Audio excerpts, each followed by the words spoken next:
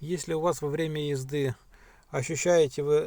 слышите стук впереди в районе колеса, либо сзади, вот, стук в данном случае возникает из-за износа амортизатора. Часто изношенный амортизатор дает течь. На кочках усиливается стук, то есть при наезде на яму, либо на лежачего полицейского, особо чувствительно и оно слышно. В данном случае амортизаторы не ремонтируются, потому их надо только менять.